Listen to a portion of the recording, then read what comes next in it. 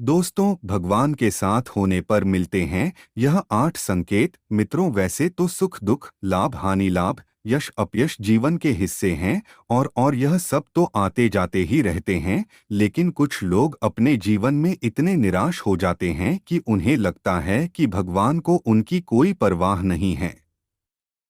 कुछ लोग यह सोचने लगते हैं कि भगवान है भी या नहीं। लेकिन हम आपको इस वीडियो के माध्यम से बताने जा रहे हैं 8 ऐसे संकेत जिनके बारे में हमारे शास्त्रों में बताया गया है। और ऐसे संकेतों का मिलना इस बात का साक्षी है कि भगवान आपसे प्रेम करते हैं। दरअसल भगवान अपना प्रेम सभी को अलग अलग रूपों में दिखाते हैं।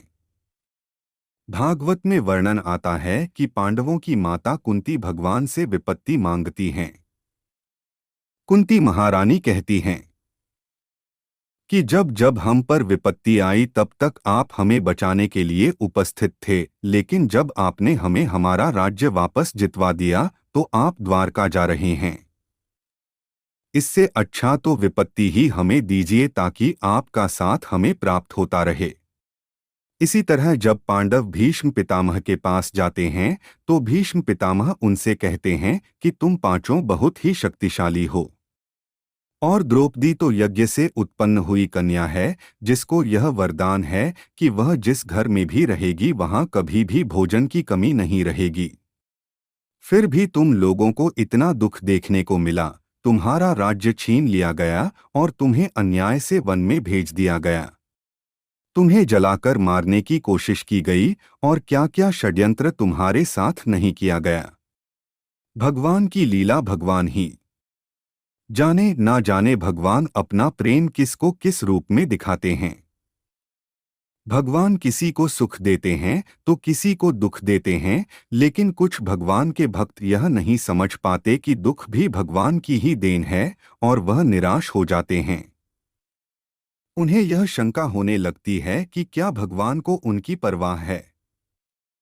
इस दुविधा को दूर करने के लिए हम शास्त्रों में वर्णित 8 ऐसे संकेतों के बारे में बताने जा रहे हैं जो यह बतलाते हैं कि भगवान आपसे प्रेम करते हैं।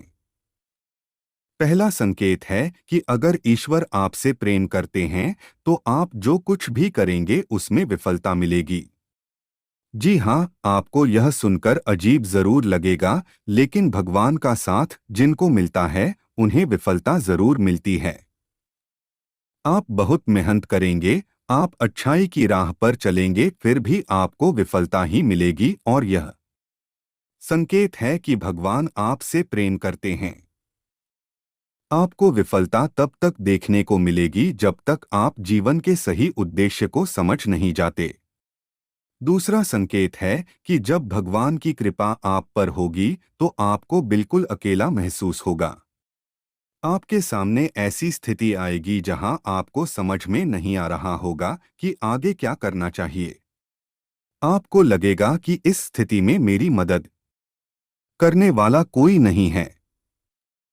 आप अपनी परेशानी किसी से बता नहीं पाओगे और अगर आप किसी को बताने में सफल हो भी गए तो भी आपकी परेशानी को कोई समझ नहीं पाएगा। वे कहेंगे कि यह परेशानी तो बहुत ही छोटी है, या तो वे इस पर ध्यान नहीं देंगे या वे इसे नजरअंदाज कर देंगे। तीसरा संकेत जो है वह यह है कि भगवान की कृपा होने पर आपको दुख मिलेगा और आपको लगने लगेगा कि अब हमारे जीवन में इससे बुरा क्या हो सकता है। आप दुख की चरम सीमा को महसूस करेंगे। उदाहरण के तौर पर आप देख सकते हैं कि महान संतों के जीवन में क्या क्या घटित हुआ। जब आपके जीवन में बड़े बड़े दुख आने लगेंगे तो आपके मन में वैराग्य उत्पन्न हो जाएगा और आपका मन भौतिक सुखों से आगे बढ़कर भगवान को जानने के प्रयास में लग जाएगा। मनुष्य को इस समय हताश नहीं होना चाहिए, क्योंकि यह दुख ही उनके मन में ईश्वर के प्रति प्रेम विकसित करने में सहायक होगा। यह उन्हें इस बात का एहसास कराएगा कि यह संसार दुखालय है और भगवान को प्राप्त करने में ही सार है। चौथा संकेत है कि भगवान की कृपा होने पर आपकी सारी उम्मीदें टूट जाएंगी और ऐसा होने पर आपके अंदर एक नई ही खोज शुरू होगी। ऐसी खोज जिसमें आप अपनी कमियों को जानेंगे और अपनी विफलता का कारण ढूंढ लेंगे। आप खुद से सवाल करना शुरू कर देंगे और यही सवाल आपको अपने आप से जुड़ने में मदद करेंगे। यह जुड़ाव ही आपके जीवन में एक नया बदलाव लाता है।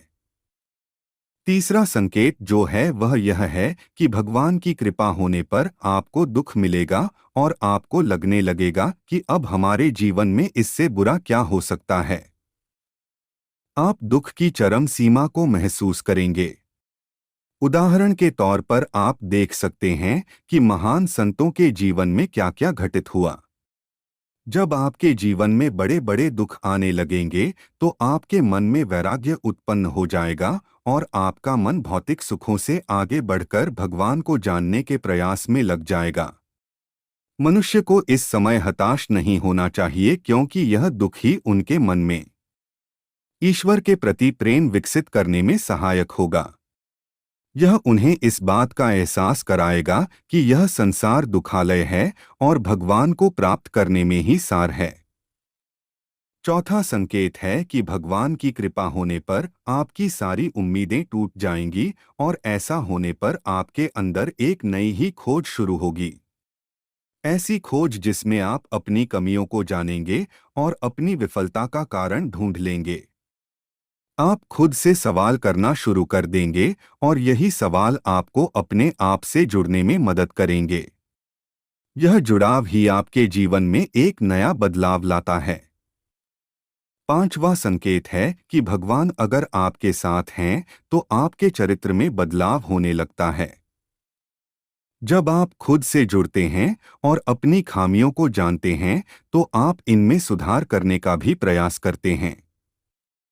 इससे आप अपने आप को बदलने की प्रक्रिया शुरू कर देते हैं। आप पहले से अधिक शांत और स्थिर हो जाते हैं। जब भी हम भगवान की खोज करना शुरू करते हैं तो इससे हमारे अंदर बदलाव आना शुरू होते हैं और हम इस काबिल बनते हैं कि हम भगवान की ओर आगे बढ़ सकें। छठा संकेत है कि आपका किसी भी चीज में हार और जीत से मन ऊपर उठ जाएगा। यह समय होगा जब आप पूरी तरह बदल चुके होंगे और आपका जीवन को देखने के नजरिए में परिवर्तन आ चुका होगा। आप हार और जीत से ऊपर उठ जाएंगे और किसी भी काम को लाभ और हानि का विचार किए बिना करेंगे।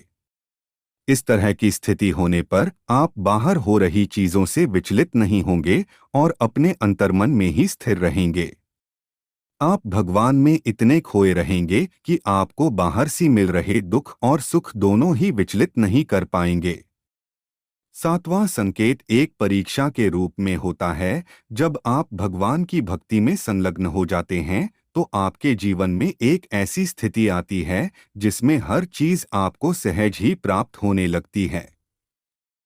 आपको सारी चीजें जो संसार में प्राप्त करना मुश्किल है, जैसे कि धन, ऐश्वर्य, मोक्ष इत्यादि सहज ही प्राप्त होने लगते हैं। ऐसे में आपकी परीक्षा होती है कि आप इन चीजों से आसक्त ना हो और आपका मन भगवान में ही लगा रहे।